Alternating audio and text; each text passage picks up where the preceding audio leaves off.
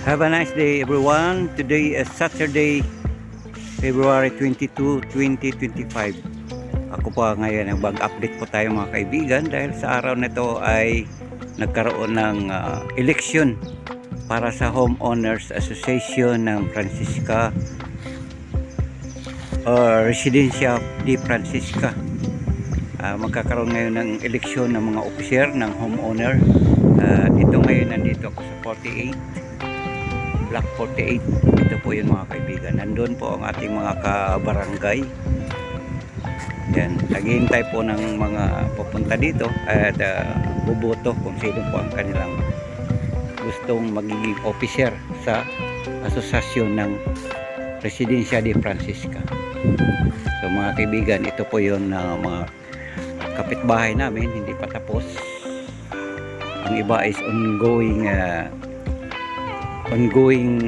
build up ng kanilang mga bahay. Yan, kagaya sa may parte doon mga kaibigan. Yan, nagagawa sila. So ito po yung nagiging update ngayon. At ito po yung uri ng mga bahay na nandito para matawag natin to row house, pero ito po yung nagiging mukha ng mga bahay nung matapos na.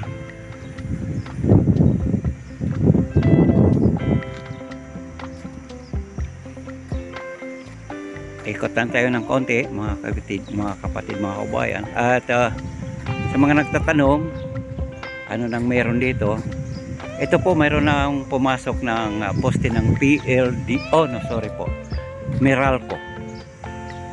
Ang iba is nakabase lang po ang kuryente via submeter, pero ongoing na po yung pagkuha ng mga metrong galing mismo direkta ng Meralco.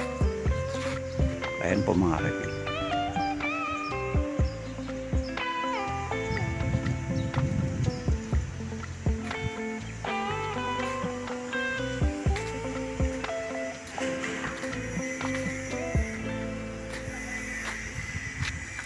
So kita nyo naman kasalukuyan pang nag-aayos dito ng mga drainage.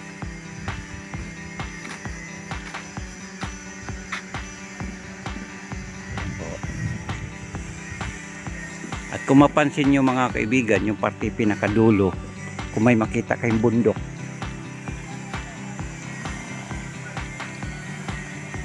yun po yung lugar ng Wawa, Montalban.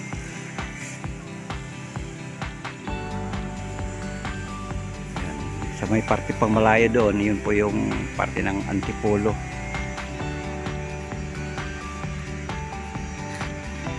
So mangyari po mga kapatid, kung ang bahay ay tapos na, ito po yung magiging kalalabasan. Yan, gaya nito, ito yung corner house, yan kagaya dyan. Ito ay medyo tapos na, pero hindi pa nga lang napapaganda nung may-ari. Ang iba dito kasi mayroong detached, mayroon namang row house. Kagaya nito, patawag tong row house, dikit-dikit sila. Pero kita nyo naman yung magiging kalalabasin nito kung ito may tapos na.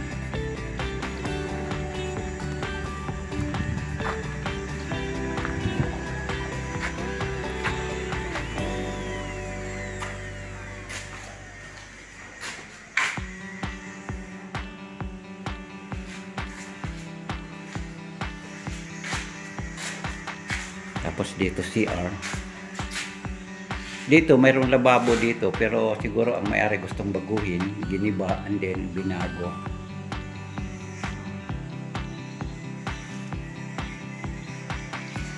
Kasi karapatan na ng may-ari kung ano magiging forma or kalabasan or magiging larawan ng kanyang kabuuan ng bahay pagka iyo ay na-endorse na po sa kanya. Yan, mayroon pong hagdan, and then landing, and then akyat ulit doon or second floor. Dito po, ito yung pong garahe. Dito sa likod, ayan po, may nakatira yata dito. Ayan, may manok din na tayo papasok. May manok. So yan po mga kapatid, yan ang bahay. Dahil ngayon is araw ng eleksyon ng Homeowners Association Officer, puntahan natin dito ano nang nangyari. At kung doon sa may parte unahan mga kapatid, may kulay pula ang bubong. May ibang subdivision na po dyan, yun po ang tawag doon is Isabel. Kasi pinabase dito po mga kababayan sa kulay ng bubong. Pag may nakita kayo dito ng kulay blue, yun po ay Teresa.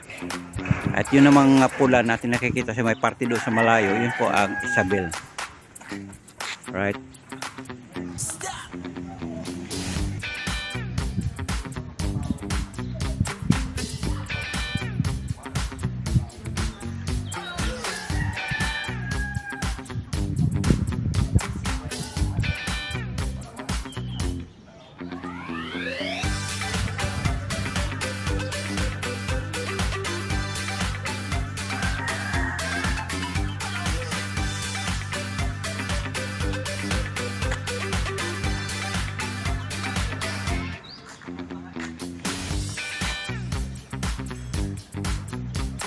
Ito po isa sa mga bahay na hindi pa nga natirahan pero almost tapos na.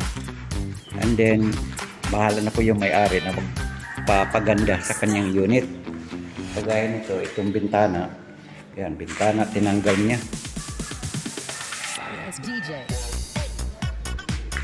Tinanggal niya. Ito ay bintana doon sa taas.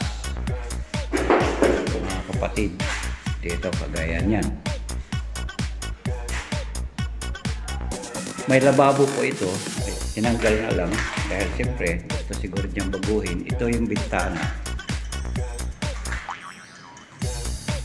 At ito naman yung CR, comfort room. So malamang pagka ito ay matapos na,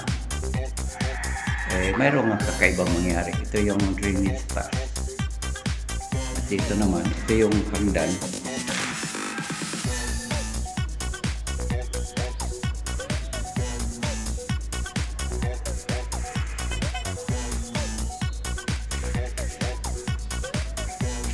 Ito po yung kabuhan sala. And then kung sakali ang may-ari gustong baguhin ito, pwede naman niyang lagyan ng division. Pagdating dito, ito naman yung gusto niyong lagyan dito ng kusina. Mga paglalabahan. Yan.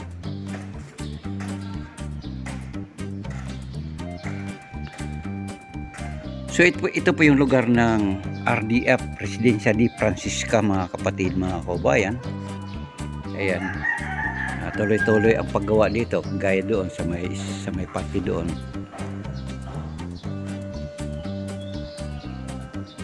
Ginawa na nila ng 3rd floor.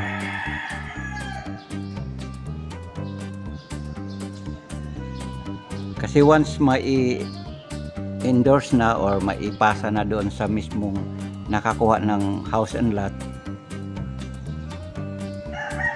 ay bahala na po yung nakakuha kung paano niya papapagandahin. Yan, kagaya niya, no, hindi pa nga lang nalagyan ng simento yung kanyang garahe. Subalit dito mga kapatid, ayan, ito yung nakaabang na po. For halimbawa maglagyan dito ng kusina, labahan, ayan, may extra pa yung lote kaya dyan. Ayan, malawak pa po. Pwede naman dito, ayan, mayroon ditong nakaabang. Pwede nyo lagyan ng extension, and then gaya niyan, lagyan ulit ng isa pang lugar na kung saan pwede niyang gawing kusina. Pagdating dito, ito yung pinakapinto, main gate, and then may extra dito, ito yung pinaka magga-gardening. Yan, pwede pa dito lagyan mga kaibigan. At Gaya ng sinasabi ko, ito po yung poste ng Meralco. Ano mga kabayan, hindi pa nga lang nalagyan ng wire. Subalit sa may party doon, ayan, mayroon pong Meralco. And then as follows, mayroon dito papasok ang PLDT and Globe. Converge ay bahala na po kung sino siguro makapagkuha ng linya kung saan sila mag-avail ng mga pang internet connection.